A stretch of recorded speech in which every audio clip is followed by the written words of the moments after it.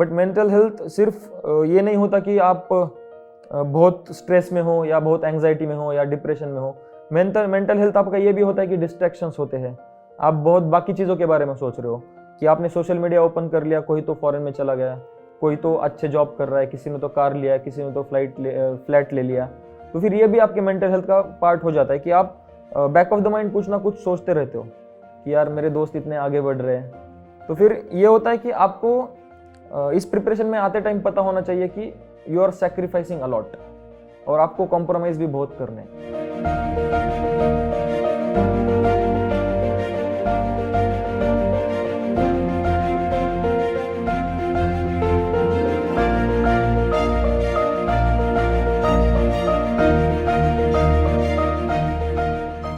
Hello everyone, welcome to कैमोमार TV toppers and initiative Unacademy.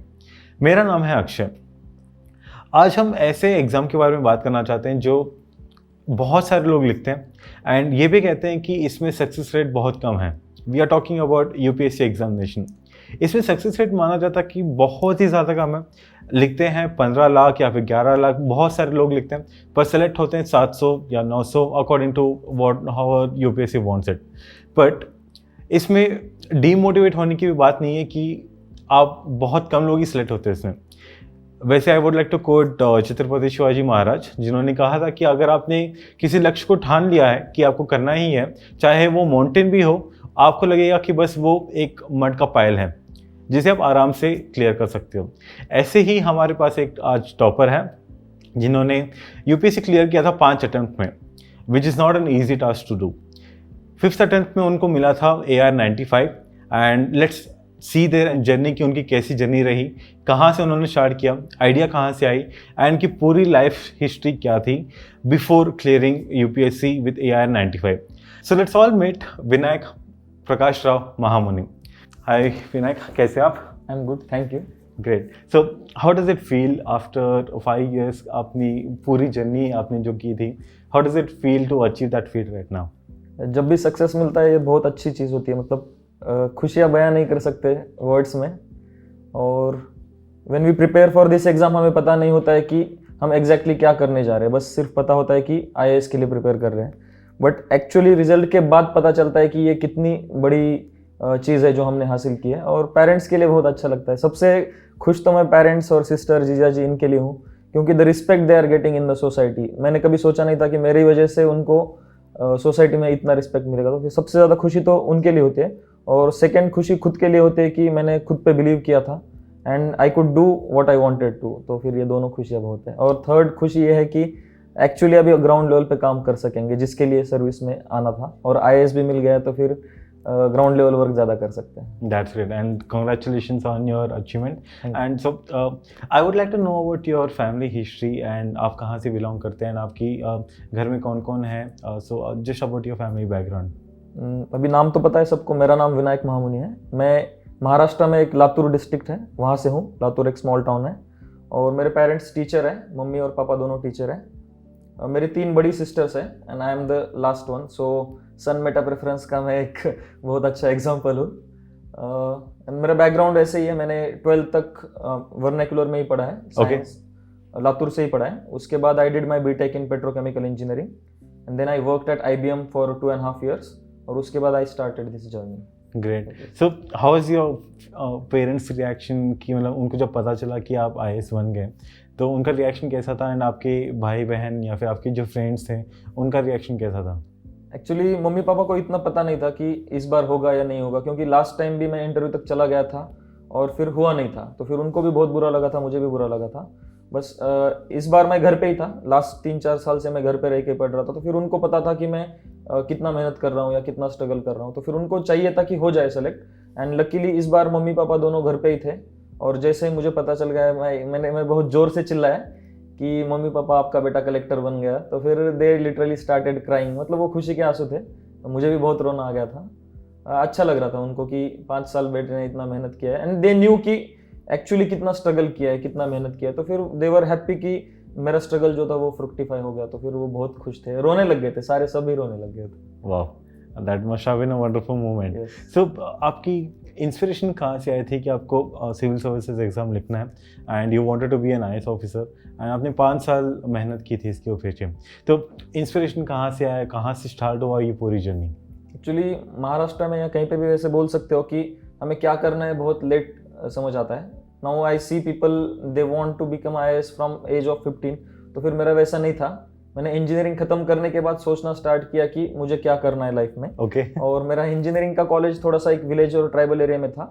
तब कभी कभी ऐसे लगता था कि why this tribal people do not have the facilities like us, और उनके लिए हम क्या कर सकते हैं. बट हमारे बैक ऑफ द माइंड बहुत सारी चीज़ें चलती रहती है, हम उसको एक थॉट नहीं देते कि क्या करना चाहिए. But again I joined the job, और जॉब में भी मैं CSR में काम करने लग गया. तो फिर CSR में एक स्पास्टिक सोसाइटी ऑफ कर्नाटका बोल के, वहाँ पे जो हैंडीकैप्ड और मेंटली इल बच्चे होते हैं उनके लिए काम करते थे. तो फिर उस टाइम पे पता चला कि एज अ CSR कंपनी, इतनी बड़ी कंपनी जितना कर सकती है, तो फिर उससे बहुत ज़्यादा एक कलेक्टर कर सकता है.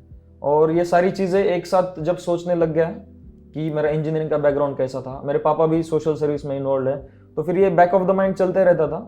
But I couldn't take the decision. तो फिर एट द एंड ऐसा हुआ कि H1B हो गया था मेरा IBM में. तो फिर I had to choose between कि should I go to US और should I stay and prepare for the exam. तो फिर मैंने जॉब छोड़ दिया and decided to prepare for this exam.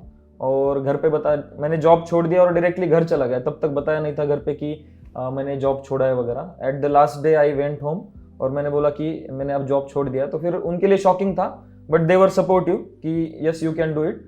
तब पापा ने मुझे एक सेंटेंस बोला था कि तूने लाइफ में first time you have taken some decision. मतलब मैंने आज तक कुछ डिसीजन नहीं लिया था. मैंने 10th ऐसे ही कर दिया, पास हो गया. 12th ऐसे ही कर दिया, पास हो गया. इंजीनियरिंग क्यों किया पता नहीं, जॉब क्यों किया पता नहीं.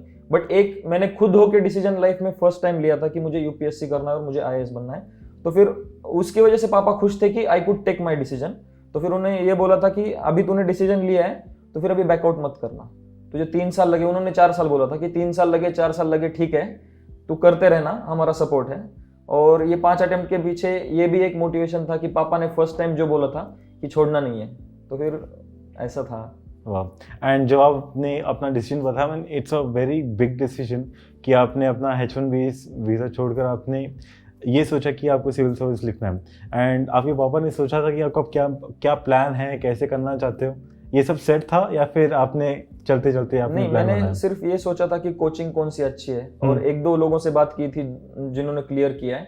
बट ऐसा कुछ प्लान नहीं था माइंड में कि मैं अभी ये करूंगा अभी वो करूंगा. सिर्फ एक डिसीजन लिया था और एक पता था कि कोई तो बताने वाला होगा, गाइड करने वाला, इतना पता था.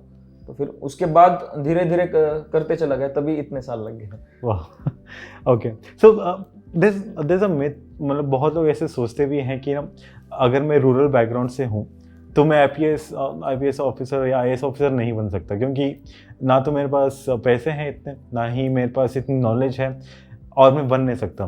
तो इसमें आपका क्या ख्याल है कि रूरल हो या फिर अर्बन हो, हर कोई क्लियर कर सकता है?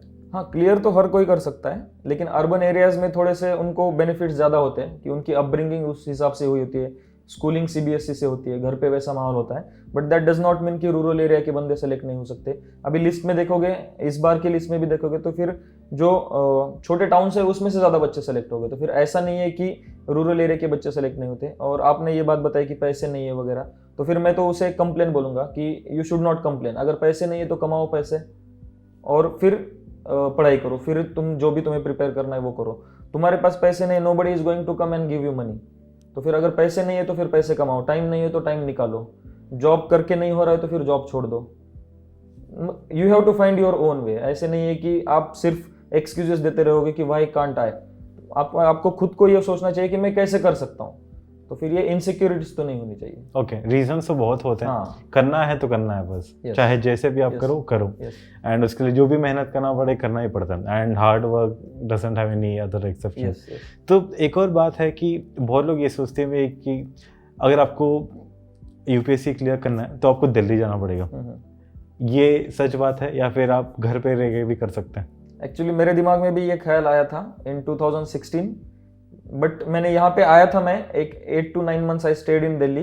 बट मैंने यहाँ पे कोई कोचिंग वगैरह ज्वाइन नहीं किया था. मेरे दिमाग में एक इनसिक्योरिटी था कि दिल्ली जाओगे तो ही सेलेक्ट होगा. But 2016 to 2017 I stayed in Delhi. मैंने कोई कोचिंग नहीं किया. बट मुझे यहाँ पे पता चल गया कि यहाँ पे डिस्ट्रैक्शंस बहुत है. एक तो ओनर के लफड़े होते हैं, ये लाइट बिल भरो, ये मेस का खाना खाओ, लाइब्रेरी में ये मेरी सीट चली गई, सीट पकड़ो, ये पकड़ो, बाकी और भी डिस्ट्रैक्शंस है यहाँ पे। तो फिर मैंने दिल्ली छोड़ दिया एंड नवंबर 2017 से मैं लातूर में मेरे घर पे रह के पढ़ा 4 साल, और उसके बाद ही मैं क्लियर हुआ। तो फिर ऐसा नहीं है कि आपको दिल्ली आना चाहिए, और अभी तो ऑनलाइन सोर्सेस इतने हो गए और पीडीएफ्स भी आपको मिल जाती है, वीडियोस भी मिल जाते हैं। तो फिर मुझे ऐसा नहीं लगता कि Delhi is must. But interview preparation के लिए मैं दिल्ली आया था, क्योंकि यहाँ पे बहुत सारे इंस्टीट्यूट्स हैं, तो फिर मॉक इंटरव्यू के लिए देने आया था। बट इस साल तो कोविड की वजह से वो भी ज़्यादा नहीं हो पाया, तो फिर ऑनलाइन ही हो गए। तो फिर मुझे ये नहीं लगता कि Delhi is must for clearing UPSC. UPSC की जर्नी में सबसे चैलेंजिंग पोर्शन होता है करंट अफेयर्स। मैंने अपने टीचिंग एक्सपीरियंस से समझा है कि अगर करंट अफेयर्स को बेसिक सेलिंग कर दिया जाए तो प्रीलिम्स, मेंस और इंटरव्यू तीनों स्टेजेस की तैयारी आसानी से हो जाती है। पढ़िए मेरे साथ और न्यूज़पेपर एनालिसिस कवर करें एक आसान तरीके से। मैं हूं अमन शर्मा और मैं यूपीएससी सीएससी के लिए अनअकैडमी प्लस पे लाइव पढ़ाता हूं। Okay, great. So let's talk about your journey कि आपने 5 साल प्रिपरेशन के लिए लिया था। So how was your each year in terms of the examination and पहला साल आपका कैसा रहा? What was your thought process when you went for the examination and आपका रिजल्ट कैसा आया था? पहले साल में तो ये कहूँगा कि पहले 2 साल 2016 and 17 I was a very bookish person. मतलब मुझे ये पता था कि यूपीएससी के लिए बहुत पढ़ना पड़ता है, तो फिर मैंने बहुत पढ़ा, बट किस डायरेक्शन में पढ़ा वो मुझे पता नहीं। और 2016 में ये हो गया कि I miss my prelims by 0.66 marks. तो फिर मुझे ये लगा कि मैं जो कर रहा हूँ वो सही कर रहा हूँ। ओके। तो फिर मैंने सेम स्ट्रेटेजी फिर फॉलो की and similarly I failed in 2017 by 1 mark. तो फिर मुझे तब पता चला कि सिर्फ बुकिश नॉलेज इंपॉर्टेंट नहीं। मैं ये करता था कि हाँ, ये 7-8 बुक्स है, ये करंट अफेयर्स है, मुझे ये पढ़ना है, ये मुझे रट्टा मारना है, ये मुझे रिवाइज करना है, प्रीवियस ईयर क्वेश्चन देखना है और एग्जाम जाना है। तो फिर सिर्फ ये करके एग्जाम क्लियर नहीं होगा, ये मुझे 2017 जब फेल हो गया तब पता चला। तब मैंने खुद पे सोचना स्टार्ट कर दिया, तब मैं घर चला गया वापस। Okay. तो फिर घर एडजस्ट होने में भी थोड़ा टाइम लग गया। अगेन 2018 में मैंने बहुत अच्छे से मेहनत की थी और उस टाइम पे मुझे लगा था कि हो जाएगा, but again I miss by 0.66 marks. तब मुझे पता चला कि मैंने प्रीवियस ईयर क्वेश्चंस भी अच्छे करे हैं, लेकिन मैंने एग्जामिनर पॉइंट ऑफ व्यू से सोचा नहीं है। ओके। और मैंने वो डिकोड करने का सोचा नहीं था, मैंने सिर्फ सॉल्व किए थे प्रीवियस ईयर क्वेश्चन। ओके। 10 बार 20 बार सिर्फ सॉल्व कर दिए। तो फिर ये हो गया कि हाँ, इसका आंसर मुझे पता है, उसका आंसर मुझे पता है। बट 2019 में फिर मैंने ये किया कि ये क्वेश्चन क्यों पूछा। ओके ना, अगर मैं होता तो ये क्वेश्चन कैसे सेट करता। तो फिर I tried to go into the examiners mind. तब मुझे पता चला कि ऑप्शन कैसे निकाल देने हैं एग्जामिनर पॉइंट ऑफ व्यू से, या फॉल्स ऑप्शन कैसे क्रिएट करने। फिर 2019 में मैंने इस पे बहुत वर्क किया, तो फिर मुझे कट ऑफ से 20 वगैरह मार्क ज़्यादा मिल गए। तो फिर उस टाइम पे मुझे पता चल गया था कि मैं क्या मिस कर रहा था। तो फिर ये एग्ज़ाम ऐसा नहीं है कि 10 बुक पढ़ो, 10 बार रिवाइज करो, करंट अफेयर्स पढ़ो और एग्जाम में जाके क्लियर करो, नहीं होगा। आपको स्मार्ट बनना पड़ेगा, एग्जामिनर के थॉट प्रोसेस जाननी पड़ेगी, ऑप्शन एलिमिनेशन में वर्क करना पड़ेगा, आपको खुद का थॉट प्रोसेस चेंज करना पड़ेगा, आपका जो टेम्परामेंट बोलते हैं कि वहां पे अचानक से नया क्वेश्चन दिख जाए तो फिर डरना नहीं है। एक साथ किसी को 10 क्वेश्चन डिफिकल्ट आ गए तो फिर वहीं पे गिव अप नहीं करना है। तो फिर कोई जीएस में अच्छा चला जाता है तो फिर सी सेट में गिव अप कर देता है, जीएस खराब जाता है तो फिर वो सी सेट का पेपर ऐसे ही दे देते हैं। तो फिर ये लास्ट मोमेंट तक जो फाइट करना होता है, तो फिर वो मैं सीख गया ये लास्ट 2 अटेम्प्ट में। एंड ये आपने सीखा कैसे कि लास्ट मोमेंट तक भी फाइट करते रहना? अभी जैसे मैंने बोला कि एक तो I had everything at stake. मैंने H1B छोड़ के अगर ये प्रिपेयर कर रहा हूँ, फर्स्ट थिंग। घर वालों से बिना परमिशन लिए मैंने खुद डिसीजन लिया था, सेकंड थिंग। और थर्ड है कि ये करना, मैं जिद्दी हूँ तो मुझे करना है तो करना है। और जब मैं प्रैक्टिस करता था तब मुझे ऐसे रिव्यूज़ बहुत मिलते थे कि you write good answers, if you write mains तो फिर आपका होने के चांसेस है। तो फिर मेरे मन में ये था कि मुझे कुछ भी करके एक बार मेंस तो लिखना ही है। And I missed bye margin 0.661 marks. तो फिर मुझे पता था कि it is just about 1 question. अगर मैंने एक क्वेश्चन एक्स्ट्रा सही कर दिया तो भी मैं लिस्ट में आ जाऊंगा, या एक क्वेश्चन कम गलत कर दिया तो भी मैं प्रीलिम्स क्लियर कर दूंगा। तो फिर मुझे ये एक मोटिवेशन था कि आई वॉज वेरी क्लोज। तो फिर वो गिव अप करने का मन नहीं था। और एक होता है कि घर वालों को उतना प्रोसेस का पता नहीं होता है। Okay. तो फिर that also acted for me as a boon कि उनको पता नहीं होता है। उनको सिर्फ पता है कि अच्छा प्रीलिम्स मिस हो गए आधे मार्क से, अगले साल हो जाएगा। तो फिर उनको वो आधा मार्क दिखता था कि सिर्फ आधे मार्क से गया है तो फिर तू और ट्राई कर ले। तो फिर वो भी एक पॉजिटिव हो गया मेरे लिए कि उन्होंने कुछ बोला नहीं कि अभी छोड़ दे, अभी दूसरा कुछ कर। तो फिर उनको लगता था कि इतने कम मार्जिन से जा रहा है, क्योंकि उनको मेंस और इंटरव्यू का उतना पता ही नहीं था कुछ। 4th अटेम्प्ट में उनको पता चल गया कि प्रीलिम्स होने के बाद भी फिर मेंस होता है। तब, लेकिन तब क्लियर हो गया था। तो ओके।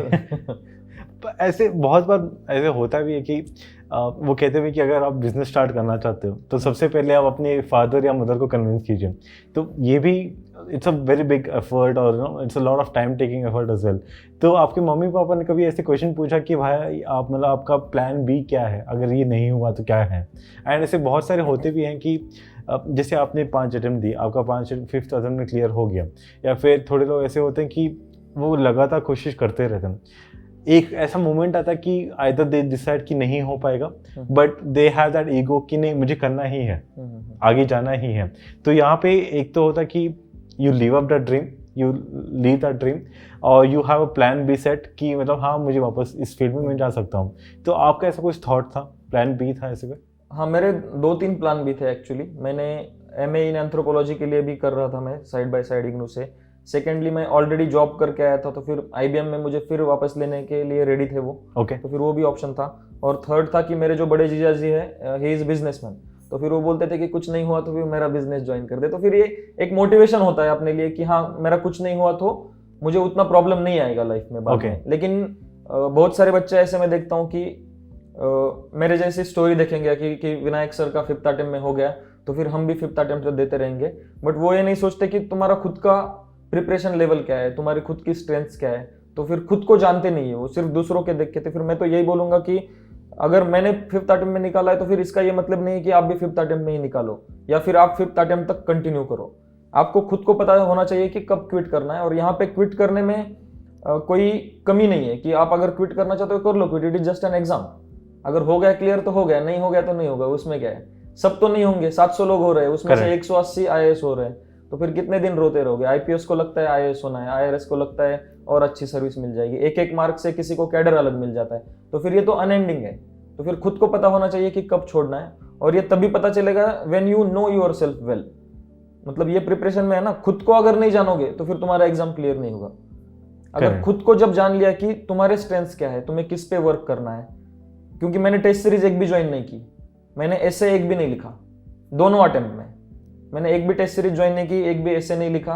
मैंने ऑप्शनल का सिर्फ एक पेपर लिखा है, सिंगल।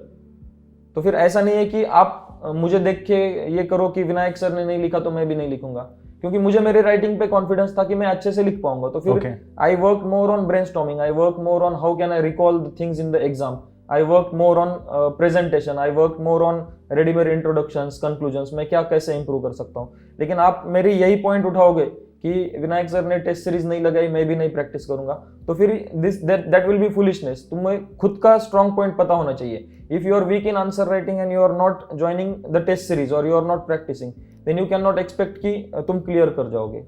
या फिर तुम्हें ऐसा भी लग सकता है कि मतलब मैं भी 2007 में टॉपर्स को फॉलो करके ब्लाइंडली फॉलो कर दिया कि ये बोला ये करना है तो फिर ये कर दिया। तो फिर मैं उनको भी ये बोलना चाहूंगा कि किसी को भी ब्लाइंडली फॉलो मत करो, मुझे भी ब्लाइंडली फॉलो मत करो, और 2-3 अटेम्प्ट दे दो। अगर हुआ तो ठीक, नहीं हुआ whatever your plan B, आप उसकी तरफ शिफ्ट हो जाओ। क्योंकि 3 साल अगर आपने 24/7 अगर पढ़ाई की है तो फिर आपका एक बेस अच्छे से बन गया है। तो फिर even if you get 4 hours 5 hours for study every day, weekend पे थोड़ा ज्यादा पढ़ो और जॉब करते करते आप पढ़ाई कर सकते हो। और अगर लगे भी कभी क्विट करना है तो फिर डरो मत क्विट करने के लिए, क्योंकि मतलब क्विटिंग इज करेजियस। यहाँ पे क्विट करने के लिए भी बहुत करेज चाहिए होता है। क्योंकि क्या होता है ना कि जब हम ये जर्नी स्टार्ट करते हैं तो हमें एक तो फैमिली की एक्सपेक्टेशन होती है कि मेरा बेटा अभी IAS बनेगा, मेरी बेटी IAS बनेगी। फ्रेंड्स का होता है, फ्रेंड्स के फ्रेंड्स होते हैं, फिर यहाँ पे पीयर ग्रुप बन जाता है, उनका होता है, ओवरऑल सोसाइटी का प्रेशर होता है। तो फिर हम ये बर्डन लेके चलते हैं कि अगर मैं छोड़ूंगा तो फिर ये सारे लोग क्या कहेंगे। बट इनमें तुम सिर्फ फैमिली के साथ अच्छे से कम्युनिकेट करो कि मुझे ये करना था, मैंने मेरा 100% एफर्ट दिया, नहीं हुआ, okay I will try something else. But दिक्कत वहां आती है कि जब बच्चे खुद का 100% देते नहीं है। मतलब आज 5 घंटे पढ़ लिया, कल 6 घंटे, फिर बाद में 2 दिन का गैप ले लिया, कहीं घूमने चले गए, दोस्तों के साथ पार्टी कर ली, तो फिर एक कंसिस्टेंसी नहीं होती है। जैसे ही एग्जाम की डेट आ जाती है, प्रीलिम्स आ गया, तो फिर 1 महीना पहले 1.5 महीना पहले सारे लोग लाइब्रेरी में चले जाएंगे, 14, 15, 20 घंटे पढ़ेंगे। बट ये एग्जाम ऐसे नहीं है कि तुम एक महीने में 24 घंटा रोज रोज पढ़ोगे और क्लियर हो जाएगा। इसमें कंसिस्टेंसी और डिसिप्लिन बहुत जरूरी है। तो फिर अगर तुमने कंसिस्टेंट और डिसिप्लिन एफर्ट दिया है और 100% दिया है और फिर भी नहीं हुआ, तो फिर आपको छोड़ते टाइम रिग्रेट नहीं रहेगा। आपको सिर्फ ये पता होगा कि ओके मेरे से जितना हो सकता था मैंने किया है। बट मैंने जितने बच्चों से मिलता हूँ ये होता है कि नहीं मैं और अच्छा कर सकता था, तो फिर क्यों नहीं किया, तो फिर ये होता है ना। Correct. तो फिर अगर तुमने किया है अच्छा खुद से तो फिर छोड़ने में कोई शर्म नहीं है, क्योंकि ठीक है आपका एप्टीट्यूड नहीं है या फिर लक नहीं है या फिर किसी का प्रीलिम्स ही नहीं होता, किसी का मेंस अटकता है, नहीं हो रहा है तो नहीं हो रहा है, छोड़ दो, दूसरा कुछ कर दो, कितने साल इसी में करोगे, क्योंकि इसमें फैमिली बैकग्राउंड बहुत मैटर करता है। अभी मेरे पेरेंट्स बहुत सपोर्टिव थे, मेरे को मुझे इकोनॉमिकल कोई इशू नहीं था, मेरे दीदी और जिया जी बहुत सपोर्टिव थे, तो फिर पैसे का कोई इशू नहीं था। मेरे फ्रेंड्स, अभी मेरा एज 30 है, तो फिर मेरे friends they are already at good position at multinational companies, तो फिर दे वर लाइक कि तेरा नहीं हुआ तो इधर आ जा, तेरे लिए कुछ तो कर देंगे। Even few of my friends used to say कि ओके अगर तुझे घर से पैसे लेने में शर्म आ रही है तो फिर हम तुझे मंथली 15-20,000 भेज देंगे, लेकिन अगर तुझे करना है तो तू कर। तो फिर ये सारा बैकग्राउंड भी मैटर करता है, और लेकिन मैंने लिया नहीं। और लास्ट ईयर मुझे लग रहा था, मतलब जब 4th अटेम्प्ट दिया था तब लग रहा था कि अभी कितने साल, क्योंकि जो भी सेविंग किया था IBM से वो तो खत्म हो गया सारा, घर से पैसे लेने की दिक्कत आ गई थी। तो फिर जैसे मैंने बोला कि कंप्लेन मत करो, तो फिर मैंने कंप्लेन नहीं किया, मेरा प्रीलिम्स क्लियर हो गया था, मेंस क्लियर हो गया था, तो फिर मैंने प्रीलिम्स की बैच ले ली 30 बच्चों की।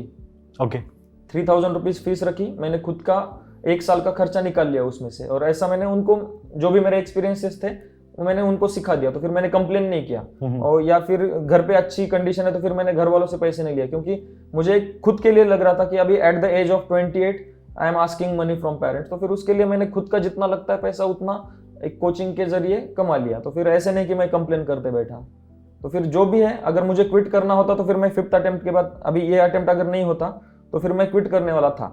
बट मेरे जो इन सर्विस दोस्त हैं वो बोले कि तू 2 बार इंटरव्यू के लिए गया है तो फिर अभी क्विट मत कर और एक अटेम्प्ट दे दे। तो फिर at the day of result I was preparing for prelims, मतलब 24 सितंबर को मैं प्रीलिम्स के लिए पढ़ रहा था और फिर रिजल्ट आ गया। It's very true that UPSC की जो जर्नी होती है, it's not just about the exam, it changes you as a person. तो इसमें आपकी बहुत सारे चेंजेस भी आती है एंड अप्स एंड डाउन्स भी होते हैं, एंड आई एम श्योर आपके लाइफ में तो बहुत सारे अप्स एंड डाउन्स होंगे। And now let's talk about the exam and prelims के लिए बेसिकली आपने प्रिपरेशन कहाँ से स्टार्ट की थी, और आपकी स्ट्रैटेजी क्या थी पढ़ने की, एंड साथ ही साथ आपने कौन से बुक लिस्ट लिए थे for each subject? Book list तो प्रीलिम्स के लिए मैं बोलूँगा कि कॉमन ही बुक्स होते हैं सारे। एक तो basic NCERTs from 6th standard, वो इंपॉर्टेंट है। Laxmikanth for polity, spectrum for history, ancient के लिए NCERT और RS शर्मा, और जो पुराने NCERTs है आवर पास्ट और थीम्स इन इंडियन हिस्ट्री, ये बहुत यूजफुल थे। और मैंने ये देखा कि एंशिएंट में बहुत गलत हो रहे थे, तो फिर मैंने एंशिएंट के लिए प्रीवियस ईयर क्वेश्चन ज़्यादा किए थे। 1990 से मैंने एंशिएंट और मेडिवल के प्रीवियस ईयर क्वेश्चन कर लिए। और एनवायरनमेंट के लिए तो फिर शंकर IAS का बुक, इकोनॉमी के लिए मैंने विवेक सिंह सर का बुक इस बार पढ़ा था, तो फिर वो मुझे अच्छा लगा था। और मुरुनाल सर के नोट्स मैंने 2016 या 17 में फॉलो किए थे। तो फिर ऐसे कोई एक सोर्स, मतलब जो स्टैंडर्ड सोर्स है ना वही यूज किए थे। बट मैंने इस बार मैं पहले क्या करता था ना कि टेस्ट सीरीज बहुत लगाता था, बट उससे मुझे फिर वही पर्सनैलिटी टाइप पे आ जाता है। मुझे टेस्ट सीरीज में बहुत अच्छे मार्क्स आते थे, मतलब इन विजन टेस्ट में I used to score 120-130 marks. तो फिर उससे क्या हो गया, फॉल्स कॉन्फिडेंस आ गया कि नहीं मेरा तो अभी क्लियर हो रहा है, 120 मार्क मिल रहे हैं, लेकिन एग्जाम में फिर मिलते थे 110, 105, तो फिर थोड़े मार्क्स से रह जाता था। लेकिन लास्ट 2 अटेम्प्ट में मैंने जब क्लियर किया तब मैंने एक भी टेस्ट सॉल्व नहीं की।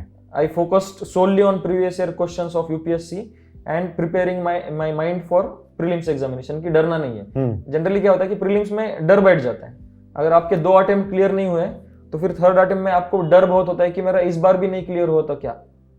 और ये होता है कि मिस्टेक्स हमें पता नहीं चलती। लोग क्या करते हैं कि क्वेश्चन पेपर एनालाइज करते हैं, लेकिन फेल्योर के बाद खुद की मिस्टेक्स एनालाइज नहीं करते। तो फिर मैंने वो मिस्टेक एनालाइज करने में ज्यादा फोकस किया था कि मैं क्यों नहीं हुआ, लोग अगर स्कोर कर पा रहे तो फिर मैं क्यों नहीं कर पा रहा। तो फिर ये भी मैंने अच्छे से एनालाइज किया था। ओके, सो बेसिकली इससे मुझे 3 क्वेश्चंस आए कि बेसिकली सबसे पहली बात सोर्सेस के ऊपर। ऐसे सोर्स तो बहुत सारे होते हैं, ऐसे हो भी सकता है कि आप जब प्रिपेयर कर रहे हैं आपकी प्रियर ग्रुप भी बोल सकती है कि आपको ये क्वेश्चन पता है क्या, ये क्वेश्चन इसका आंसर ये है, या फिर ये क्वेश्चन ऐसे एनालाइज कर सकते हैं। ऐसे हो भी सकता है कि वो बोलेंगे कि ये क्वेश्चन उस बुक में आया था, and this high fear of missing out कि हाँ ये सोर्स मैंने पढ़ा नहीं है, वो बुक मैंने पढ़ी है, NCERT मैंने पूरी भर ली पर उसमें तो है नहीं है, तो मैं कहाँ से पढ़ूँ, कौन सा बुक पढ़ूँ और कितने बुक्स पढ़ूँ। बहुत सारे हैं बुक्स, मतलब आप मुखर्जी नगर जाओ या फिर कहीं और भी जाओ, बहुत सारे मिलेंगे। तो ऐसे कब आप स्टॉप लगाते हो कि हाँ ये प्रिपरेशन करने के लिए इतने बुक्स काफ़ी है, एंड आप कब कह सकते हो कि हाँ मैंने रिवीजन के लिए जो नोट्स बनाए वो अच्छे हैं? ये अचानक से ऐसे क्वेश्चंस आते हैं ना। 2017 में मैं था, तो फिर मैं कुछ तो पढ़ता था और मैं रूम पे आ गया, तो फिर रूममेट ने कुछ अलग क्वेश्चन पूछ लिया कि अरे तुझे ये नेशनल पार्क के बारे में पता है क्या, फिर या ये एनिमल का स्टेटस क्या है। तो फिर मैं सोचता था कि यार मेरे मटेरियल में तो ये नहीं है। तो फिर मैंने उस टाइम पे वो मिस्टेक की थी कि 20 डेज बिफोर एग्जाम मैंने नया सोर्स ले लिया कि वो जो पढ़ रहा था, जस्ट बिकॉज ऑफ इनसिक्योरिटीज। अगर वो एक क्वेश्चन आ भी जाता तो फिर मेरा ज्यादा नुकसान नहीं होता, बट मेरा माइंड इतना ज्यादा उससे स्ट्रेस में आ गया कि यार उसने तो ये पढ़ा है मैंने नहीं पढ़ा है, तो फिर हम अपने आजू बाजू ही कंपेयर करते हैं। एंग्जाइटी बहुत ज्यादा बिल्ड हो जाती है। तो फिर ये 2017 का अटेम्प्ट तो ऐसे ही चला गया एंग्जाइटी में कि एग्जाम के 20 डेज बिफोर मैंने अलग कंपाइलेशन उठा लिया। जो पहले पढ़ा था वो तो सारा भूल गया और इसमें से भी कुछ याद नहीं आया। तो फिर ये होता है। तो फिर पीयर ग्रुप बहुत मैटर करता है। और आपने जो नोट्स की बात बोली, मतलब खुद को तो पता होना चाहिए कि देखो नोट्स का क्या है ना कि जो तुम्हें याद नहीं रह रहा है वो नोट्स में लिखोगे तो ठीक है। बहुत सारे लोग क्या करते हैं, फर्स्ट रीडिंग में ही नोट्स निकालना स्टार्ट कर देते हैं कि आज पढ़ाई करना स्टार्ट किया है यूपीएससी का और आज ही नोट्स मेकिंग स्टार्ट कर देते। तो फिर मैंने वैसा नहीं किया था। मैंने 1 साल जब पढ़ाई की थी तब मैं पहले हाईलाइट ही नहीं करता था, फिर पेंसिल से हाईलाइट करना, फिर पेन से हाईलाइट करना और फिर हाईलाइटर से हाईलाइट करना। और उसके बाद अगर लग रहा है कि मुझे लक्ष्मीकांत से कुछ याद नहीं आ रहा है या फिर कुछ बहुत ही इंपॉर्टेंट चीज है जो मुझे बहुत बार रिवाइज करने, तो फिर मैं वो नोट्स में लिखता था। तो फिर मुझे पहले से पता था कि मेरे नोट्स जो है वो क्रीम है, जो मुझे याद नहीं आ रहा है वही है। तो फिर उससे कॉन्फिडेंस आ जाता था। ओके तो ऐसे बहुत सारे ऑथर्स भी होते हैं जो मतलब प्रिपेयर करते करते अपनी खुद की बुक बना लेते हैं बहुत लंबी वही होता है। तो उसमें बहुत सारे पोएम्स भी होते हैं कि हाँ मतलब ऐसे होना चाहिए, ऐसे होना चाहिए, मोटिवेशन वाली। तो आपका जो नोट्स था वो आपने कितनी रीडिंग्स के बाद नोट्स बनाए एंड आप क्या क्या लिखते थे नोट्स में? देखो प्रीलिम्स के लिए तो मैंने एक 3-4 रीडिंग के बाद नोट्स बनाना स्टार्ट किया था। ओके तो फिर मेरा नोट्स मेकिंग थोड़ा सा इनोवेटिव था, मतलब आर्ट एंड कल्चर कर लिया। तो फिर my art and culture notes are in 10 maps of India. मैंने इंडिया का ब्लैंक मैप ले लिया। ओके तो फिर मान लो फर्स्ट है इंडस वैली सिविलाइजेशन, तो फिर मैंने मैप पे ही इंडस वैली सिविलाइजेशन का एरिया दिखा दिया और वहीं पे इंडस वैली सिविलाइजेशन के जो भी हाईलाइटिंग पॉइंट्स है वो दिखा दिए, क्या मिलता था क्या नहीं मिलता था, हाउसेस कैसे थे, इकोनॉमी कैसी थी, क्रॉप्स कौन से लेते थे, फिर या भी जो भी कहाँ से क्या एक्सपोर्ट होता, तो फिर मैप पे भी दिखा दिया। ओके और सिमिलरली फिर कभी मैं विजयनगर पढ़ रहा हूँ तो फिर विजयनगर का मैंने मैप पे दिखा दिया। तो फिर 12 मैप्स में मेरा पूरा आर्ट एंड कल्चर कवर्ड है कि फोक डांसेस वगैरह जो हो गया। तो फिर इसमें क्या होता है ना कि बुक्स में ऐसे थ्योरेटिकल दिया होता है। करेक्ट। तो फिर मैंने क्या किया, फोक डांसेस एक इंडिया का मैप ले लिया और स्टेट के हिसाब से फोक डांसेस मार्क कर लिए, स्टेट के हिसाब से अपने कल्चरल एक्टिविटीज मार्क कर लिया, स्टेट के हिसाब से कल्चरल जो भी अपने हेरिटेजेस है वो मार्क कर लिया और वहीं पे मैं लिखता रहता था। और 10 पेजेस रिवाइज करने के लिए मुझे आधा घंटा बहुत हो जाता था और मैंने वो इतनी बार रिवाइज कर ली कि वो मैप की वजह से मेरे माइंड पे इम्प्रिंट हो गया। तो फिर ये मैंने थोड़ा सा ऐसे इनोवेटिव करता था। और लक्ष्मीकांत में यह है कि एक्सेप्शंस बहुत है। मतलब ये होता है ना कि लक्ष्मीकांत आप पढ़ रहे हो 2-3 बार लक्ष्मीकांत पढ़ लिया तो फिर आपको एक बेसिक चीजें पता चल जाती है कि ओके अपना पॉलिटी ऐसे ऐसे है, ये चीजें चलती रहती है। बट उसमें थोड़े थोड़े एक्सेप्शंस होंगे कि प्रेसिडेंट को रिमूव करने के लिए कौन सी मेजोरिटी लगेगी, लोकसभा के स्पीकर को रिमूव करने के लिए कौन सी मेजोरिटी लगेगी। तो फिर ये इन चीजों में थोड़ा सा चेंज कर देते हैं। फिर या फिर पार्लियामेंट का जो चैप्टर है उसमें कि एडजमेंट मोशन और ये दूसरे मोशन में क्या फर्क है। तो फिर ये जो एक्सेप्शंस थे, फिर मैं पॉलिटी में एक्सेप्शंस पे वर्क किया और मेरे नोट्स पे ये रहता था कि मैं चीजें अच्छे से ध्यान कैसे रख सकता हूँ। तो फिर जो हम निमोनिक्स बना देते हैं कि कुछ तो याद रखने के लिए कुछ गाना याद रख लिया, या फिर जैसे कि पॉलिटी में स्टेट फॉर्मेशन है, कैसे कैसे स्टेट फॉर्म हो गए। तो फिर मैंने ऐसे ही याद रख दिया था कि गुना ही मंत्री में, ऐसे कुछ तो याद रख दिया था। फिर मुझे पता था कि गुजरात है, नागालैंड है, हरियाणा है, इस हिसाब से स्टेट फॉर्म हो गए। तो फिर ये जो भी निमोनिक्स है वो मैं मेरे नोट्स में लिखता था। तो ऐसे नोट्स बनाने में भी इट हेल्प्स अ लॉट कि आप मतलब वो मैप बना रहे हो तो आंसर पढ़ने वालों को भी अच्छा लगता है कि हाँ ऐसे मतलब innovative type and they also feel good about it. Now one more point I want to ask is current affairs कब स्टार्ट करनी चाहिए एंड वो आप अपने नोट्स में कैसे ला सकते हैं एंड एक मतलब जोड़ी कैसे बनाते हैं? ऐसे बहुत से लोग करंट अफेयर्स की प्रिपरेशन करते भी हैं बट उनकी प्रिपरेशन ऐसी होती है कि मतलब उनको पता नहीं तो कि कौन से न्यूज़पेपर से पढ़ें, कहाँ से पढ़ें एंड उसे कैसे सब्जेक्ट के साथ रिलेट करें। तो आपने इसके बारे में कैसे स्टडी किया था and how was your current affairs? Current affairs में शुरुआत में मेरे भी वही गलती हो गई थी। गलती क्या है ना, करंट अफेयर्स में मुझे ऐसा लगता है कि मल्टीप्लिसिटी बहुत है। हिंदू पढ़ना है या एक्सप्रेस पढ़ना है, एक चीज़ हो गया। दूसरा है उसके नोट्स बनाना। तीसरा है फिर हम कोई तो मंथली पढ़ेंगे, प्रीलिम्स नज़दीक आ जाएगा फिर हम कंपाइलेशन पढ़ेंगे। तो फिर ये 5 चीज़ें हो गई। करेक्ट। तो फिर एट द एंड मोमेंट हमारे पास एक भी चीज़ कॉन्क्रीट नहीं होती है, ना तो अपने नोट्स खुद के अच्छे होते हैं, ना फिर वो मंथली ठीक से किया होता है, और फिर से वो 365 या जो भी कंपैरिजन आता है, तो फिर उसकी वजह से क्या होता है ना कि हमारी मेमोरी काम नहीं करती है। और मुझे स्टूडेंट्स पूछते हैं कि sir I don't want to read newspaper और I don't like to read newspaper, can I skip the newspaper? मैंने बोला स्किप द अटेम्प्ट, है ना। If you don't want to read the newspaper तो फिर आपको आ ही क्यों रहे हो इस प्रिपरेशन में, क्योंकि न्यूज़पेपर से ही तो आपको पता चलेगा कि क्या चल रहा है क्या नहीं चल रहा है। तो फिर न्यूज़पेपर से मैंने नोट्स डिटेल कभी नहीं बनाता था, क्योंकि शुरुआत के 2 अटेम्प्ट में मैंने वो गलती कर दी कि न्यूज़पेपर पढ़ने के लिए बैठ गया, एक फाइल बना दी, टॉपिक के वाइज नोट्स बना दिए, बट फिर मैं मंथली मैगजीन जब पढ़ा मुझे पता चल गया कि मुझसे अच्छा इन्होंने कंपाइल करके दे दिया है। Correct. तो फिर मैं यहाँ पे एनर्जी क्यों वेस्ट कर रहा हूँ। तो फिर मैंने 2 अटेम्प्ट के बाद वो नोट्स बनाना बंद कर दिया। तो फिर मैं क्या करता था कि न्यूज़पेपर से मैं एक्स्ट्रा क्या चीज़ ले सकता हूँ, क्योंकि 2 साल पढ़ने के बाद आई केम टू नो कि मंथली मैगजीन में क्या क्या होगा ये मुझे पता चल गया था, और मंथली मैगजीन में क्या नहीं होगा ये भी मुझे पता चल गया था। तो फिर मैं न्यूज़पेपर से वही चीज़ों का नोट्स बनाता था जो मंथली मैगजीन में नहीं होंगे, और वो मंथली मैगजीन के एंड में लगा दिए हर महीने के। तो फिर 2-3 पेज के नोट हो जाते थे। तो फिर मंथली मैगजीन प्लस वो 2-3 पेज के नोट्स। तो फिर वो नोट्स में क्या लिखता था मैं, केस स्टडी कोई अच्छी आ गई, क्योंकि क्या होता है ना कि महाराष्ट्र का न्यूज़पेपर के कोई अलग केस स्टडी आएगा, दिल्ली के न्यूज़पेपर में कोई तो अलग न्यूज़ आएगी, तो फिर उससे बहुत सारे केस स्टडीज हमें मिल जाते हैं एथिक्स में लिखने के लिए। कोई मोटिवेशनल स्टोरी मिल जाती है, किसी फोटोग्राफर के बारे में पता चल गया, जैसे कि एक केविन कार्टर बोल के फोटोग्राफर था, उसके बारे में एक छोटा सा कोई तो पैराग्राफ आया था एक बार न्यूज़पेपर में। तो फिर मैंने उसके बारे में पढ़ रखा था, और मुझे इस बार में ऐसे जब लिख रहा था फाइनल एग्जाम में, तब मुझे वो याद आ गया कि केविन कार्टर एक फोटोग्राफर था, फोटो जर्नलिस्ट। उसने अफ्रीका में जाके फोटोज निकालने थे इसके फमाइन के। ओके। तो फिर वो कंपैशनेट हम कैसे होना चाहिए उसके अगेंस्ट उसका फोटोग्राफी था, कि वो ऐसे भूखे बच्चों के फोटो निकालता था लेकिन उनको कुछ मदद नहीं करता था। तो फिर ये मैंने स्टोरी पढ़ रखी थी, और इस बार ह्यूमैनिटी का एस्से आ गया था। तो फिर मुझे वो एग्जाम में याद आ गया कि मैंने ये स्टोरी पढ़ी थी, तो फिर मैंने वो स्टोरी से मेरा एस्से स्टार्ट कर दिया। तो फिर मैं ऐसी चीजें न्यूज़पेपर से नोट्स निकालता था। ये फैक्ट्स वगैरह में कभी नोट्स नहीं निकालता था, क्योंकि ये सारे मंथली मैगजीन में आ जाते हैं। और दूसरी चीज थी कि अगर कोई अच्छा कोट लगे तो फिर वो मैं लिख लेता था, क्योंकि क्या होता है कि मार्केट में कंपाइलेशन ऑफ कोट्स आता है, बट हम सारे कोट्स मगअप नहीं कर सकते। बट कभी कभी ऐसा होता है कि बहुत अच्छे सेंटेंसेस आपको मिल जाते हैं, या बहुत अच्छे इंट्रोडक्शन मिल जाते हैं। मतलब कोई स्पीकर का इशू चल रहा होगा कि लोकसभा के स्पीकर के पार्शियलिटी इम्पार्शियलिटी पे बहुत चल रहा था, तो फिर उसमें बहुत बार क्या होता है ना कि एडिटोरियल में कुछ तो एक कंक्लूजन में आ जाता है कि कैसा होना चाहिए सिस्टम, क्या होना चाहिए। तो फिर मैं एज इट इज वो कंक्लूजन कॉपी करके अपने नोट्स में लिखता था। तो फिर जब भी स्पीकर पे क्वेश्चन आएगा मेरा कंक्लूजन ऑलरेडी रेडी था, तो फिर ये मंथली मैगजीन में नहीं मिलेगा। तो फिर मैं ऐसे थोड़ा सा स्मार्टली विथ एक्सपीरियंस धीरे धीरे करते चला गया। दैट्स एन इंटरेस्टिंग पॉइंट कि मतलब कोट्स तो generally if you go on Google बहुत सारे मिल जाते हैं, बट वो कंटेक्स्ट जो होता है कोट का वो मिलता नहीं आपको। तो I think it's a very good thing कि आप हर जगह से प्रिपेयर कर रहे हो। It's just not about the syllabus कि आपको बस सिलेबस ही पढ़ना है, एंड करंट अफेयर्स में तो there is no syllabus at all. तो आप जितना भी पढ़ोगे आपके लिए अच्छा ही है, and there is no limit on the sources. And एक और बात है कि हिंदू भी पढ़ते हैं आप, इंडियन एक्सप्रेस भी पढ़ते हैं, इकोनॉमिक टाइम्स भी होता है, टाइम्स ऑफ इंडिया भी होता है।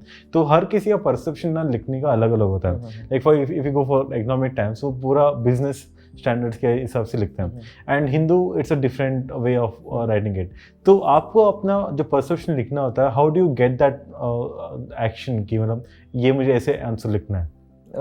इस बारे में ना हमारे जो भी मेंटर्स होते हैं, जो भी सीनियर्स होते हैं, वो बहुत अच्छे से पहले से बता के रखते हैं हमें कि we are aspiring for to become an officer. तो फिर वहाँ पे अपने थॉट्स कैसे होने चाहिए, हमारे थॉट्स बहुत पॉजिटिव होने चाहिए। तो फिर अनलेस एंड अनटिल उसमें बहुत ही कुछ निगेटिव चीज़ है तो फिर ज़्यादा निगेटिव में जाने की ज़रूरत नहीं है। ओके। बट कुछ लॉ है ना, कुछ पॉलिसी है, तो फिर उसको हमें बोथ साइड से एनालाइज करके इसके प्रोज क्या है, कॉन्स क्या है, तो फिर वो पॉजिटिविटी और निगेटिविटी का बैलेंस होना चाहिए। बट जब आंसर लिखोगे तब अगर आपको पूछा नहीं है और क्वेश्चन का टोन बहुत ही ज़्यादा निगेटिव नहीं है तो ही आपको पॉजिटिव लिखना है। अगर क्रिटिकली एनालाइज पूछ रहे तो फिर आप दोनों एंगल लिख दो, बट जनरली आपके सारे आंसर्स में एक ऑप्टिमिज्म दिखाई देना चाहिए कि हाँ ये बंदे की सोच कैसे, क्योंकि your answer sheet is reflection of your thoughts. Correct. तो फिर उनको 1, 2, 3 आंसर पढ़ने के बाद पता चल जाता है कि इसकी थॉट प्रोसेस कैसी है, क्योंकि हम इसको कल्टीवेट कर सकते हैं थॉट प्रोसेस को धीरे धीरे विथ रीडिंग, विथ अपने माइंड को हम क्या बोलते हैं कि ये बता सकते हैं अपने माइंड को कि नहीं मुझे पॉजिटिव ही लिखना है। ओके। या फिर क्रिटिकली एनालाइज जब बोलेंगे तब मैं कुछ तो पॉइंट्स दे दूंगा पॉजिटिव नेगेटिव, बट कंक्लूजन मुझे पॉजिटिव ही करना है। तो फिर एक आपके आंसर शीट से पॉजिटिविटी रिफ्लेक्ट होनी चाहिए, मुझे ऐसा पर्सनली लगता है। Okay. क्योंकि अभी सर्विस में भी आओगे तो फिर नेगेटिविटी तो ऑलरेडी बहुत है, तो फिर उनको पॉजिटिव लोग चाहिए, मुझे ऐसा लगता है। तो फिर Correct. ये पॉजिटिविटी थी। That's good. And so this comes to कि मेन आंसर्स राइटिंग कैसे करते हैं, तो आपकी स्ट्रैटेजी क्या थी कि मेंस में कैसे आंसर लिखना होता है, एंड आप जब भी आंसर लिखते थे आपकी सोच क्या थी, एंड इसके साथ ही आपका स्पीड कैसे आपने इंक्रीज किया। बहुत लोग तो ऐसे कहते हैं कि हर आंसर को आपको 7 मिनट के अंदर लिखना होता है। तो फर्स्ट ऑफ ऑल वो स्पीड लाना भी बहुत इंपॉर्टेंट है, वो थॉट प्रोसेस भी उतना लाना इंपॉर्टेंट है। तो आपने इसकी स्ट्रैटेजी कैसे बनाई थी एंड कैसे प्रिपेयर किया? मेंस आंसर राइटिंग का तो यह है ना कि क्वेश्चन की डिमांड को एड्रेस करना सबसे ज़्यादा इंपॉर्टेंट है। आपके पास कंटेंट कम होगा तो भी चलेगा, बट आपको पता चलना चाहिए कि इस क्वेश्चन से what UPSC is trying to ask you, और आपको क्या लिखना है वो बहुत ज़रूरी है। मतलब एक टॉपिक के बारे में क्वेश्चन है तो फिर हमें वो टॉपिक के बारे में नहीं लिखना है, बट जो वो पूछ रहे हैं या जो हमसे एक्सपेक्ट कर रहे हैं वो लिखना है। तो फिर मेरा फोकस सबसे पहले ये था कि मैं क्वेश्चन को समझूँ कैसे। तो फिर मैंने पहले जब मेंस आता था तब पहले 15 दिन में सिर्फ क्वेश्चंस पढ़ते रहता था। Okay. और क्वेश्चन पे सोचते रहता था, और साइड में लिख लो क्वेश्चन के कि what this question is trying to get from me, what this question is asking from me. तो फिर मैं 15 दिन वही किया था सिर्फ कि प्रीवियस ईयर क्वेश्चन पढ़ो, GS1 का पढ़ रहा हूँ तो फिर GS1 के क्वेश्चन पढ़ लिए और उस पर सोचना बहुत जरूरी है। और मेरी थॉट प्रोसेस फिर फास्ट हो गई। जैसे आपने बोला कि टाइम लिमिट में लिखना है, तो फिर नॉर्मल इंसान 1 मिनट में 20 वर्ड्स लिख सकता है आराम से, है ना। तो फिर हमें भी उतना ही लिखना है। बट यूपीएससी में दिक्कत क्या होती है, या हमारी थॉट प्रोसेस स्लो होती है। हम एग्जाम में जाने के बाद सोचते हैं कि मैं क्या लिखूं, बट मेंस ऐसा है कि बहुत प्रेडिक्टेबल है, एक वेल डिफाइंड सिलेबस है। तो फिर आपके उसके वेल डिफाइंड नोट्स है, आपका क्लैरिटी ऑफ थॉट है, आपके फैक्ट्स रेडी है, आपका कंटेंट रेडी है। तो फिर एग्जाम में आपको सोचने की जरूरत नहीं पड़नी चाहिए। जैसे ही क्वेश्चन दिखा लिखना स्टार्ट, तो फिर आप 5 मिनट में भी आपका आंसर कंप्लीट कर सकते हो। बट दिक्कत तब आती है जब आपकी थॉट प्रोसेस क्लियर नहीं होती है। Okay. आप वो क्वेश्चन देखने के बाद सोच रहे हो कि मैं इसमें क्या लिख सकता हूँ, मैं इसका इंट्रो क्या करूँ। आप उसकी फैक्ट सोचते रहोगे कि मैं इसमें कौन सा रिपोर्ट डाल सकता हूँ, मैं इसमें कौन सी कमेटी डाल सकती हूँ। बट ये सब आप बिफोर हैंड प्रिपेयर कर सकते हो। तो फिर अगर ये ब्रेनस्टॉर्म आपने पहले से ही करके रखा है तो फिर आपको ज़्यादा टाइम नहीं लगेगा। 20-22 वर्ड्स पर मिनट आप आराम से लिख सकते हो अगर आपकी थॉट प्रोसेस सही है। और 150 वर्ड्स और 250 वर्ड्स लिखना है, तो फिर ये बहुत जरूरी है। तो फिर मैंने इस पे बहुत काम किया था। मैंने लास्ट ईयर जब मैंने मेंस लिखा था तो फिर ऑलमोस्ट 110 मार्क के क्वेश्चन मैंने अटेम्प्ट नहीं किए थे, फिर भी मुझे इंटरव्यू का कॉल आ गया। तो फिर मुझे ये पता था कि मुझे इस बार क्वेश्चन कंप्लीट करने। तो फिर मैंने सोचा कि फिर जो मैंने पहले बताया ना कि खुद को जानना बहुत जरूरी है। तो फिर मैंने ये सोचा कि मेरी स्पीड कम है या मेरी थॉट प्रोसेस स्लो है। तो फिर मुझे पता चला कि मेरी थॉट प्रोसेस स्लो थी। Okay. तो फिर मैंने इस अटेम्प्ट में ज्यादा ब्रेनस्टॉर्मिंग पे ध्यान दिया कि जैसे ही कोई टॉपिक दिखे फिर मुझे ऐसे फटाक से चीजें याद आनी चाहिए कि मैंने क्या पढ़ा है, मेरे नोट्स में क्या है, मुझे क्या लिखना है, मुझे इंट्रो क्या करना है, कंक्लूजन क्या करना है, इसमें कौन सा डायग्राम डालना है। तो फिर ये मैंने इस पे ज्यादा वर्क किया। तो फिर मैंने रफ वर्क बहुत किया है। मेरे 3-4 रफ नोटबुक पूरी भर गई ये 2 महीने में, प्रीलिम्स 2 मेंस में। Okay. और उससे मेरा स्पीड भी बढ़ गया क्योंकि मुझे थॉट प्रोसेस का स्पीड बढ़ाना था। राइटिंग का तो स्पीड सबका होता ही है उतना normally. That's a good point. And बहुत लोग ऐसे सोचते भी है कि प्रीलिम्स की प्रिपरेशन अलग होनी चाहिए एंड मेंस की अलग होनी चाहिए। तो आप क्या कहते हैं कि दोनों साथ में करें या फिर दोनों अलग करना चाहिए? अगर मेंस के सिलेबस वाइज जाओगे तो फिर आपके बहुत सारे प्रीलिम्स की चीज़ें कवर हो जाती है। बट मुझे भी यही लगता है कि जब जैसे ही प्रीलिम्स नज़दीक आएगा तो फिर एटलीस्ट 2 महीने तो आपको स्पेशली प्रीलिम्स के लिए प्रिपरेशन करना ही है। Okay okay great. And also coming out to NCERT, आपने कहा था कि आपने सारी एनसीईआरटी पढ़ी थी, तो एनसीईआरटी कितनी बार रीडिंग करनी चाहिए एंड कितनी ज़रूरी है रीडिंग करना, एंड उसकी अंडरस्टैंडिंग भी अगर कब आपको कब आई थी कि हाँ ये सब्जेक्ट जो है एनसीईआरटी में ये अब मैंने बहुत पढ़ लिया, अब मुझे याद हो गया सब कुछ? नहीं, एनसीईआरटी का इंपॉर्टेंस तो सब हाईलाइट करते हैं, बट कितनी बार पढ़नी चाहिए ये तो पर्सन टू पर्सन डिपेंड करेगा। अगर मुझे 2 बार पढ़ने के बाद चीज़ें याद आ रही है तो फिर मुझे वो ठीक है, बट एनसीईआरटी को छोड़ना कभी नहीं है।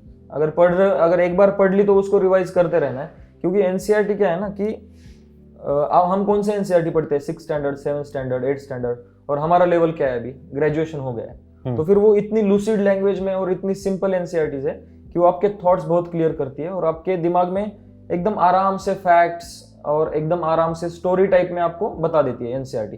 तो फिर एनसीईआरटी से वो फायदा होता है कि आप बहुत अच्छे से समझ पाते हो किसी भी चीज़ को, और एक बार एनसीईआरटी पढ़ोगे और बाद में स्टैंडर्ड बुक्स की तरफ जाओगे तो फिर आपको रिलेट हो जाएगा, कनेक्ट हो जाएगा कि हाँ मैंने ये डायग्राम देखा था, Okay.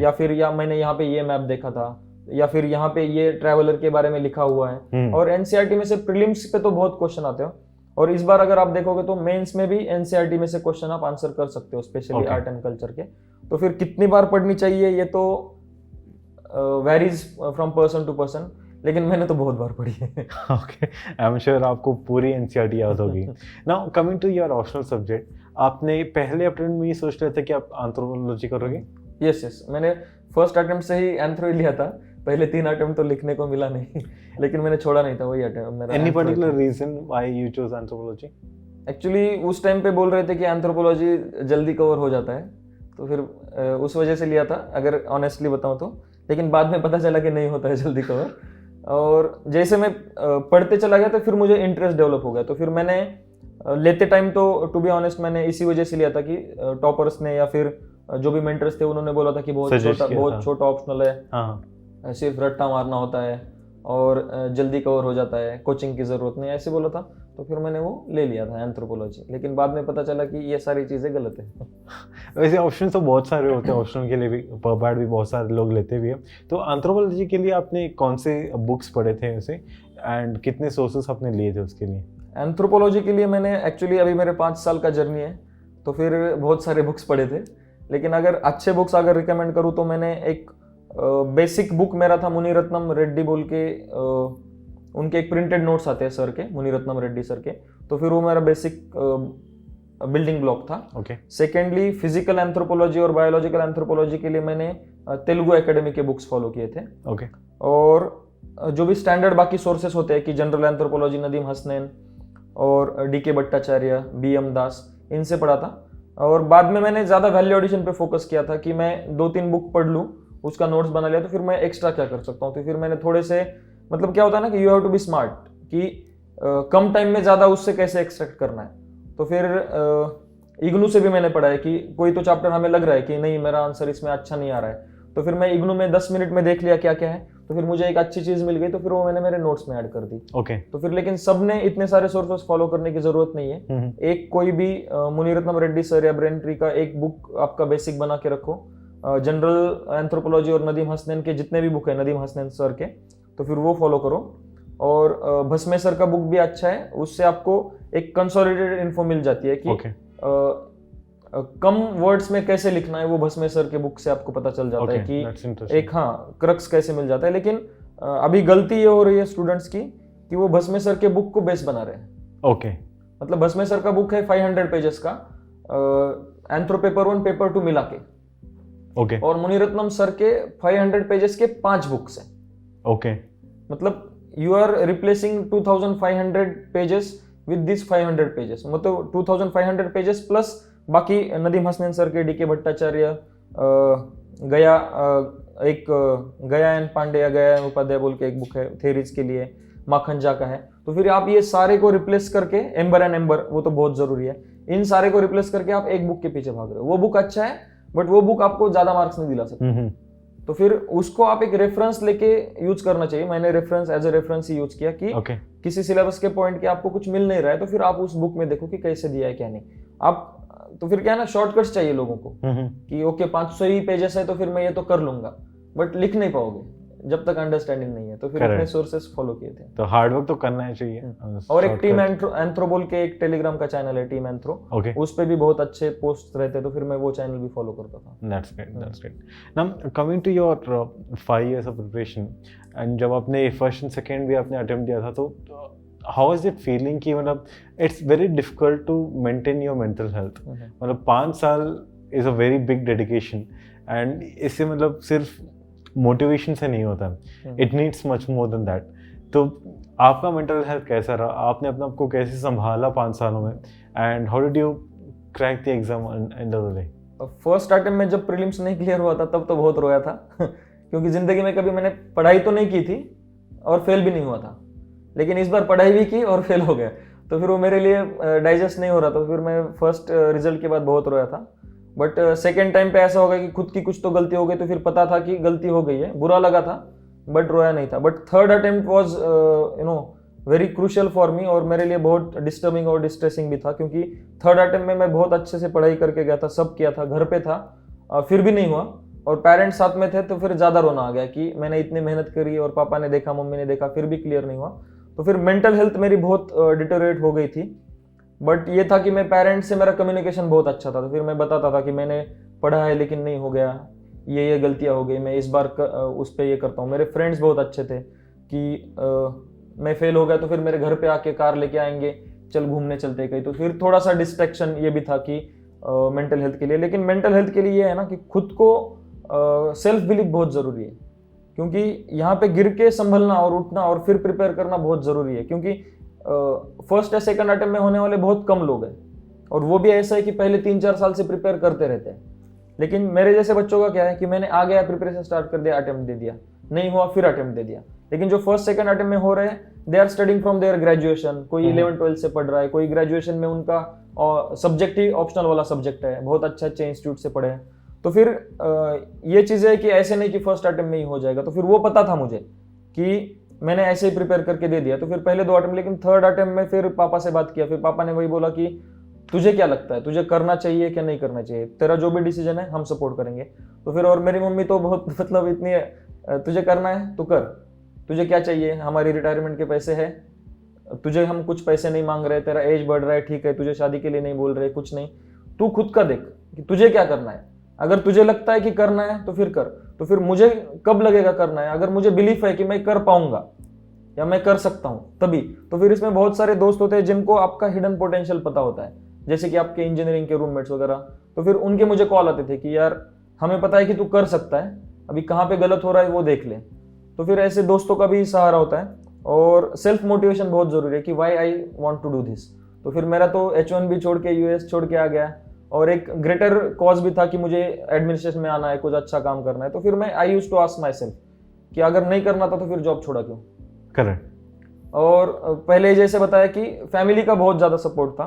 तो फिर मेंटल हेल्थ के बारे में ये बोलूँगा कि खुद की मेंटल हेल्थ का ध्यान खुद को ही रखना पड़ेगा, क्योंकि इंडिया में अभी उतना अवेयरनेस नहीं है कि मेंटल हेल्थ क्या होता है।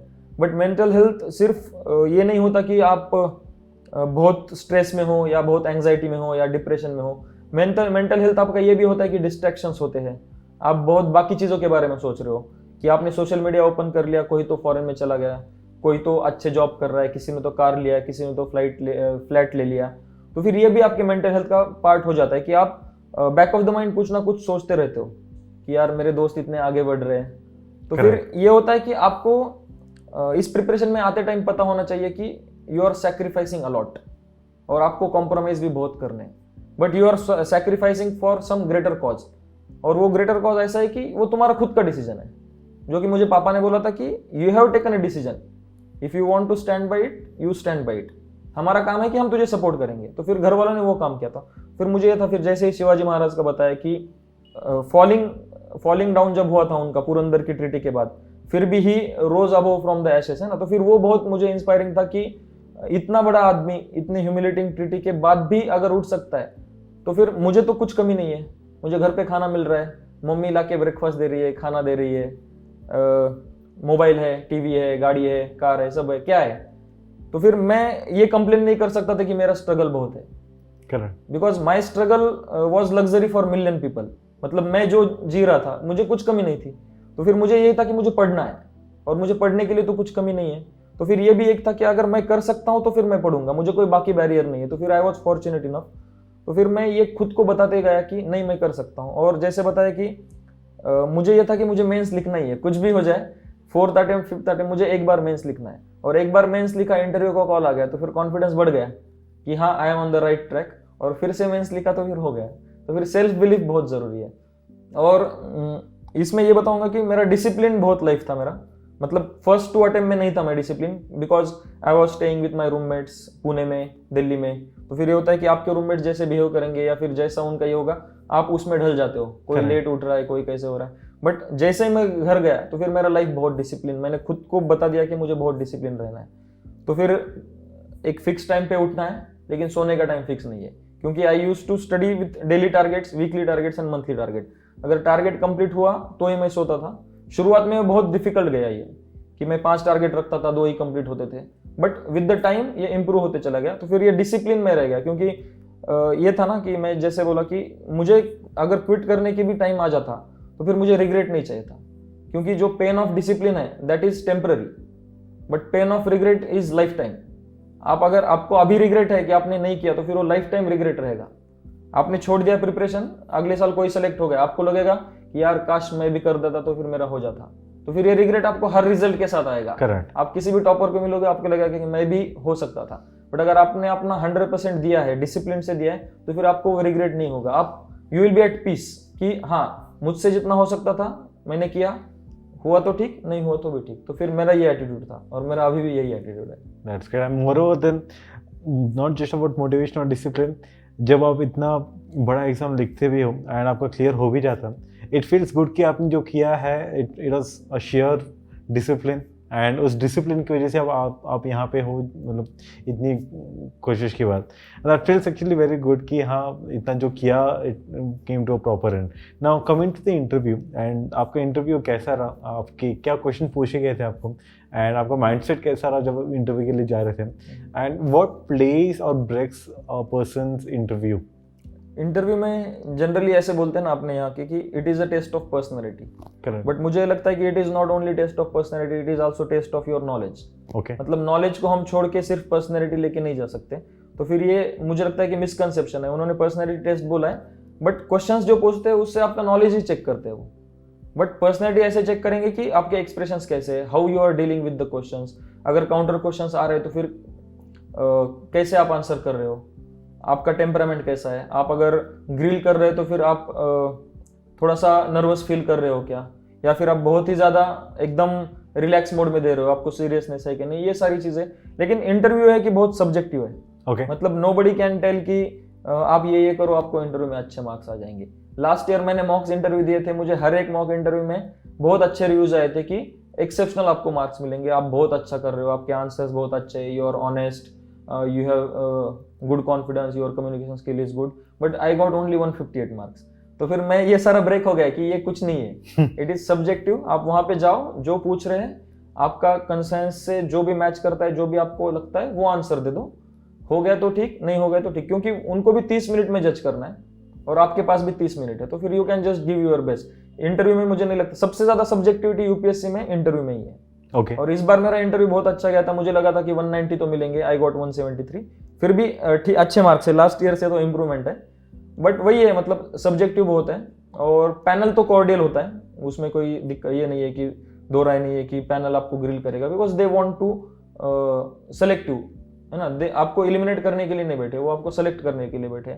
If you give them a reason that you are the right person to get into services, तो फिर वो आपको अच्छे मार्क्स दे देंगे। तो ऐसे एक दो क्वेश्चंस जो आपको याद होंगे जो आपको इंटरव्यू में पूछा गया था? हाँ, एक क्वेश्चन याद है, मुझे पूछा था कि why do you want to join civil services, ऐसे पूछा था मुझे। Very classic question. हाँ, वो तो पूछा ही था, तो फिर मैंने उसका वही आंसर दे दिया कि sir in this field we have diversity of job, multiplicity of challenges, it gives us resources etcetera to bring a change in society, ये वो बोल दिया मैंने।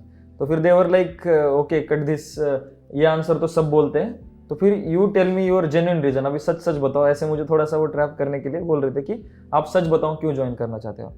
तो फिर मैंने सोचा sir I would like to think for few second, तो फिर उन्होंने बोला ठीक है। तो फिर मैंने ये जवाब दिया था कि sir I want to make people believe that good officers exist.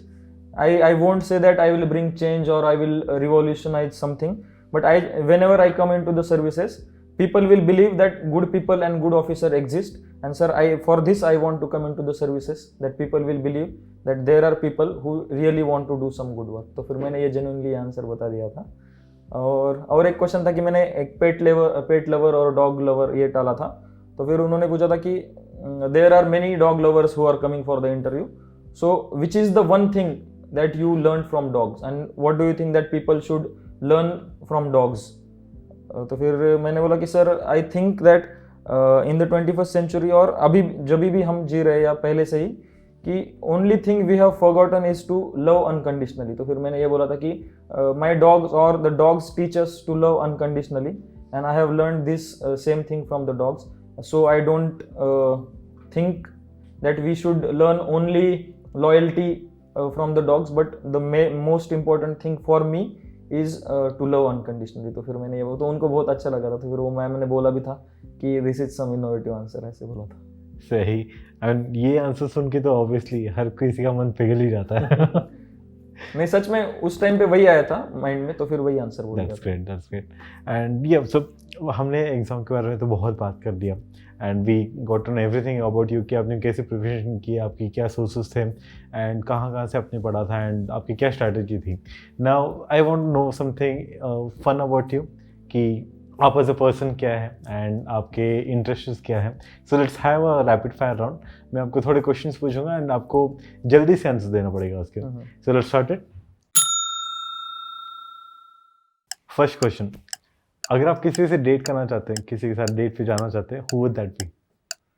Kiara Advani और Katrina Kaif. Okay. Next one, अगर आपके ऊपर एक मीम बनता तो आप क्या बनाते? आप खुद आपको मीम आपके ऊपर एक मीम बनाना तो क्या बनाते? I have already made that meme कि व्हेन पीपल आस्क मी कि सर फर्स्ट अटेम्प्ट में कैसे क्लियर करना है, तो फिर मैंने बोला मुझे खुद 5 अटेम्प्ट लग गए, गजब बेइज्जती है यार। Okay, interesting. नेक्स्ट वन, अगर कोई सामान अगर ब्रेक हो गया तो would you like to fix it और bring a new one? I like to fix it. Okay, Fevicol, Fevikwik है, जो भी है। ठीक है। अगर आप किसी जगह पे ऐसे जाना चाहते हैं, like your favourite destination, which one would that be? In the past और अभी कैसे? अभी।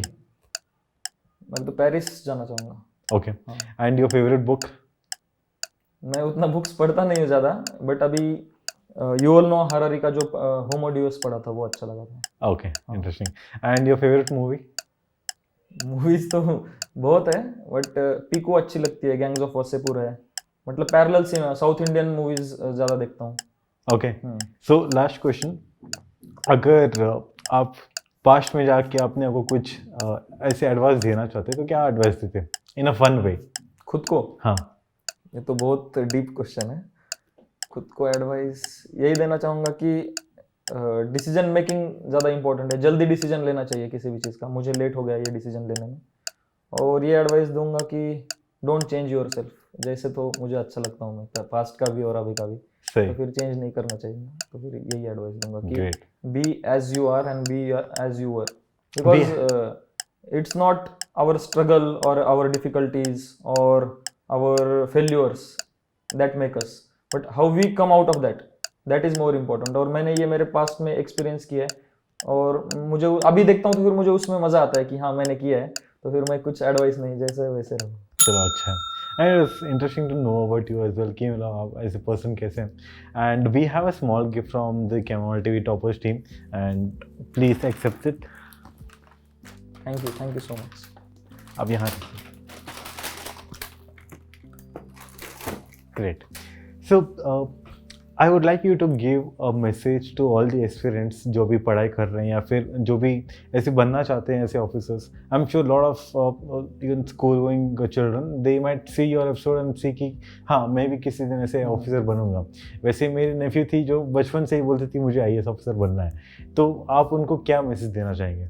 अगर इतने जल्दी अगर तुम्हारा डिसाइडेड है कि IAS बनना है तो फिर वो बहुत अच्छी चीज़ है, बट वो बनने की चीज़ में आप अपनी जो अच्छी एज है, जो कि 16, 18, 22 तक, जिसमें आप अपने अच्छे फ्रेंड्स बना सकते हो, अपनी लाइफ भी थोड़ी एंजॉय कर सकते हो, तो फिर वो मत खोना जो आपकी कॉलेज लाइफ है। क्योंकि मैंने देखा है कि कॉलेज लाइफ 11th 12th और ग्रेजुएशन में मतलब इट इज़ फन। अगर आप वो लाइफ जी सकते हो, अगर जी लोगे तो फिर आपको बहुत अच्छा लगेगा, तो फिर एक आपकी मेमोरीज भी क्रिएट हो जाएगी। लेकिन मैंने देखा है कि 11th 12th के बच्चे ना कॉलेज जा रहे हैं, ना कहीं नहीं, लाइब्रेरी में जाके सिर्फ किताबें पढ़ रहे हैं। इंजीनियरिंग के बच्चे ना कोई फेस्ट अटेंड कर रहे हैं, ना कुछ कर रहे हैं, सिर्फ लाइब्रेरी में पढ़ते बैठ रहे। तो फिर वो इतना मत करो, पढ़ना है तो पढ़ो, बट ये बाकी चीज़ें भी एंजॉय करो और प्लान भी तुम्हारा स्ट्रांग रखो। ऐसे नहीं कि मतलब बहुत सारे लोग क्या करते हैं कि मुझे IAS बनना है तो फिर इधर का सारा इग्नोर कर देते, फिर इंजीनियरिंग में कम मार्क्स आ जाएंगे, कोई सब्जेक्ट बैक रह जाएगा। तो फिर वैसे मत करो, जो भी है आपका प्लान भी स्ट्रांग रखो, जो आप कर रहे हो उसमें आपका बेस्ट दे दो। इंजीनियरिंग करो तो फिर इंजीनियर में आपका बेस्ट दे दो और बचे हुए टाइम में पढ़ाई करो,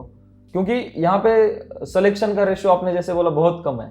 मतलब when you are entering into this field, the chances of you not getting selected are 99.9% and only 0.1% भी चांस है कि आप सेलेक्ट हो सकते हो। तो फिर आपका प्लान भी तो बहुत स्ट्रांग होना चाहिए। और यहाँ पे आने के बाद एक है कि जैसे पहले ही बोला कि आपका बेस्ट दे दो, और no topper can get you selected. मतलब मैं भी आपको अगर चाहूंगा तो फिर आपको सेलेक्ट नहीं करवा सकता हूँ। तो फिर टॉपर्स के पीछे ज़्यादा मत भागो, मेरे पीछे भी मत भागो। Syllabus, previous year question analyse करो, वो अच्छे से पढ़ाई करो, क्योंकि इट इज़ योर ड्रीम और आपको खुद उस पर मेहनत करनी है। आप ये टॉपर के नोट्स, वो टॉपर के नोट्स करते रहोगे तो फिर आप खुद क्या कर रहे हो। और शॉर्टकट के पीछे मत भागो, क्योंकि ये जर्नी में 1 साल भी लग सकता है, 4 साल भी लग सकते हैं, बट आपका खुद का डिसाइड होना चाहिए कि मुझे कितने साल तक ये प्रिपेयर करना है। तो फिर आपको एक खुद की टाइमलाइन दे दो कि आई विल गिव 3 अटेम्प्ट्स, हो गया तो ठीक, नहीं हो गया तो फिर I will shift to something else. तो फिर ये एडवाइस देना चाहूँगा। Great, that's a wonderful message. I am sure बहुत सारे लोग इंस्पायर हो गए होंगे इस पे। So I would like to thank you so much for coming with us and being here on कैमोमार TV toppers. First of all I would like to thank you guys कि मुझे यहाँ पे बुलाया, क्योंकि मैंने देखे थे वीडियोस की CTWT, बहुत सारा इनका रीच भी है, बहुत सारे टॉपर्स आते हैं। तो फिर कभी कभी लगता था यार कभी हम भी होंगे वहाँ पे, और आज यहाँ पे है तो फिर अच्छा लग रहा है। तो फिर थैंक यू फॉर दिस। और मुझे बहुत बोलने का मौका मिला, मैं बहुत बात करता हूँ, तो फिर वो भी हो गया। That's interesting and I am sure आज जो हमने आपके साथ बात किया था, lot of people might be inspired about it and उनकी भी थॉट प्रोसेस क्लियर हो गई होंगी, उनकी डाउट्स क्लियर होंगे। सो फॉर ऑल दोस्त जिनके क्वेश्चंस रह गए या फिर ऐसे कुछ है जो आप जानना चाहते हैं टॉपर्स से कि मैं ये कैसे करूं या फिर कैसे कर पाऊं, आप अपने कमेंट बॉक्स पे लिख सकते हैं कि ये मेरी प्रॉब्लम है, ये मैं सॉल्व करना चाहता हूँ, and will definitely try to reach out to you and we will try to answer your questions live in the session itself. So thank you so much for watching the video. Do subscribe and like and share the video, and until next time, see you. Thank you so much, sir. Have a good day. You too. Thank you so much.